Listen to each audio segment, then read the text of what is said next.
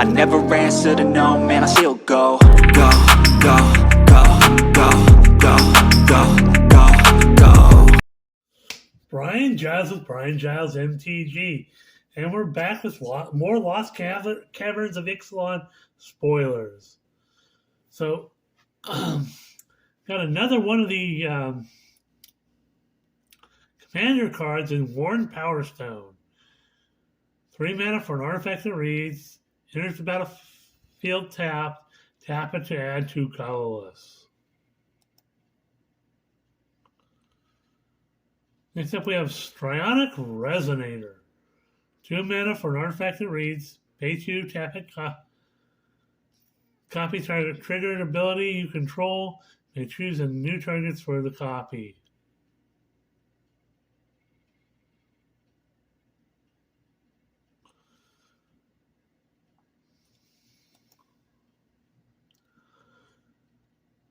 Next up we have one of the Jurassic Park cards in Cresting Mosasaurus.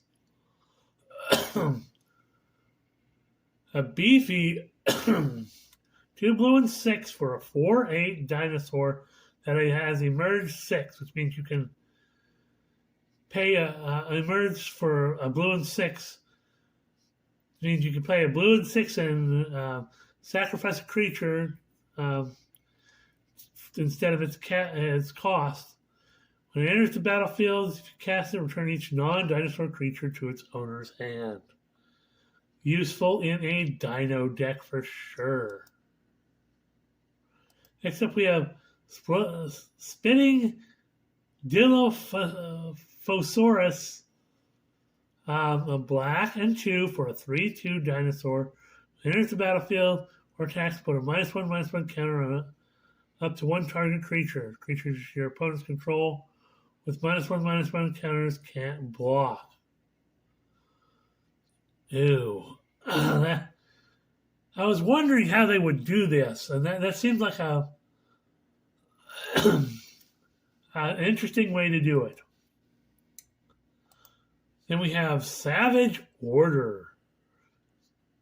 2 green and 2 for a sorcerer that reads, additional cost to cast this spell, sacrifice a creature, power 4 or greater. Search your library for a dinosaur creature card, put it on the battlefield, then shuffle. It gains indestructible until your next turn. Well, that's crazy. Something interesting for your dino deck. Next up we have Grim Gigantosaurus. A black, a green, and 5 for a 10/10 dinosaur. Has if you pay a green, a black, and 10, it has Monstrosity 10. Its ability costs 1 less to activate for each creature, power 4 or greater your opponent's control. This creature is monstrous. Then put 10 +1/+1 counters on it, and it becomes monstrous. When it becomes monstrous, destroy all artifacts, creatures other than Grim Gigantosaurus. Ew. Ew. So it becomes a 20/20. Icky.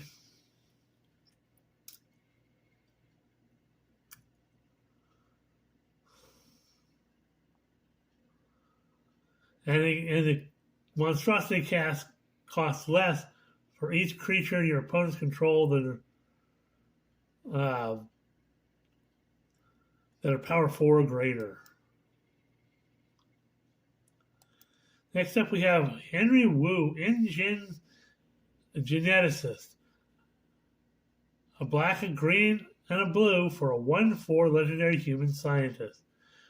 When Henry Wu or Engine Geneticist and other human creatures you control have exploit, which means when it enters the battlefield, you may sacrifice a creature. Whenever a creature you control exploits a non-human creature, draw a card. The exploited creature had power 3 or greater. Create a treasure token. That sounds like all sorts of fun.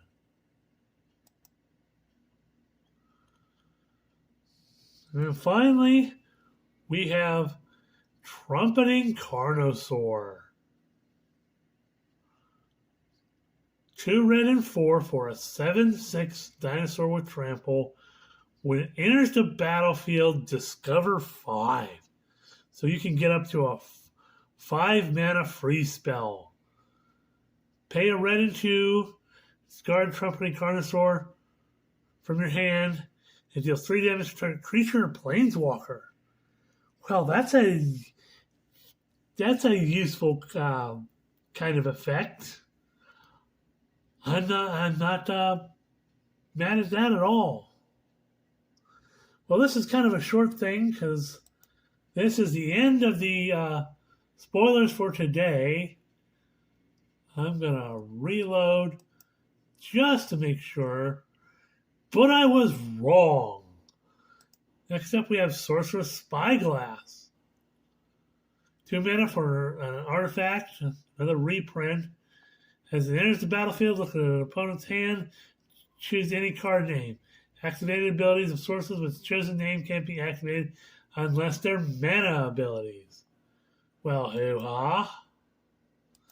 Then we have Dreadmaw's Ire. Red mana for an instant that reads, until end of turn, target attacking creature gets +2/+2 and gains trample whenever this creature deals combat damage to a player. Try to target artifact that player controls. Ooh. Bye.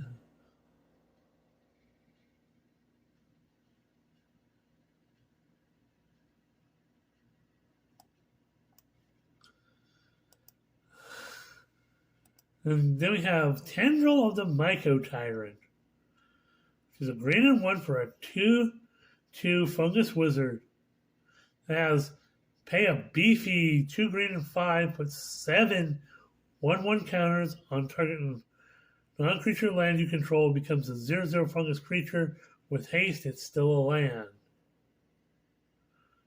Ooh, turn your land into a 7/7 creature? Fungus creature? Well, it does fit the fungus theme.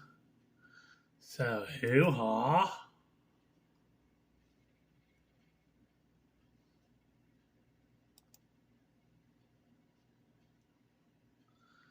Well, that's it for now. We'll see you on the next video.